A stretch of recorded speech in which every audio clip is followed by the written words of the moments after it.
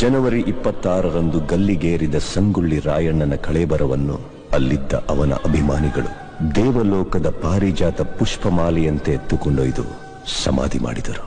ಫಕೀರನ ವೇಷದಲ್ಲಿದ್ದ ರಾಯಣ್ಣನ ಆಪ್ತ ಸ್ನೇಹಿತ ಬಿಚ್ಚುಗತ್ತಿ ಚೆನ್ನಬಸು ಆ ಸಮಾಧಿ ಮೇಲೆ ಆಲದ ಸಸಿ ನೆಟ್ಟು ನೀರಾಕಿ ಬೆಳೆಸಿ ಅಲ್ಲೇ ವಾಸಿಸುತ್ತಾ ಇಹಲೋಕ ತ್ಯಜಿಸಿದ. ಅಂದಿನ ಆಲದ ಸಸಿ ಇಂದು ಬೆಳೆದು ದೊಡ್ಡ ಹೆಮ್ಮರವಾಗಿ ನಿಂತಿದೆ.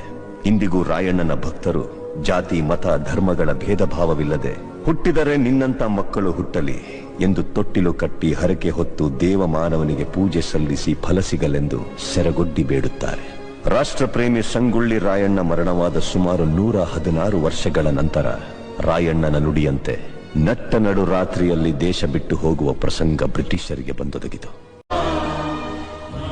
ಜನವರಿ 26ರಂದು ಗಲ್ಲಿಗೇರಿದ ಸಂಗೊಳ್ಳಿ ರಾಯಣ್ಣನ ಕಳೇಬರವನ್ನು ಅಲ್ಲಿದ್ದ ಅವನ ಅಭಿಮಾನಿಗಳು ದೇವಲೋಕದ ಪಾರಿಜಾತ ಪುಷ್ಪಮಾಲೆಯಂತೆ ಎತ್ತುಕೊಂಡೊಯ್ದು ಸಮಾಧಿ ಮಾಡಿದರು.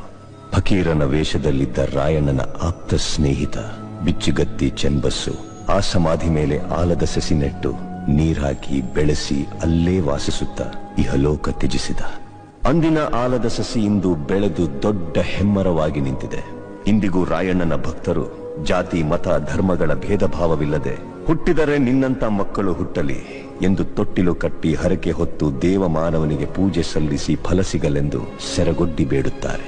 ರಾಷ್ಟ್ರಪ್ರೇಮಿ ಸಂಗೊಳ್ಳಿ ರಾಯಣ್ಣ ಮರಣವಾದ ಸುಮಾರು 116 ವರ್ಷಗಳ ನಂತರ ರಾಯಣ್ಣನ ನುಡಿಯಂತೆ ನಟ್ಟ ನಡು ರಾತ್ರಿಯಲ್ಲಿ ದೇಶ ಬಿಟ್ಟು ಹೋಗುವ ಪ್ರಸಂಗ ಬ್ರಿಟಿಷರಿಗೆ ಬಂದೊದಗಿತು.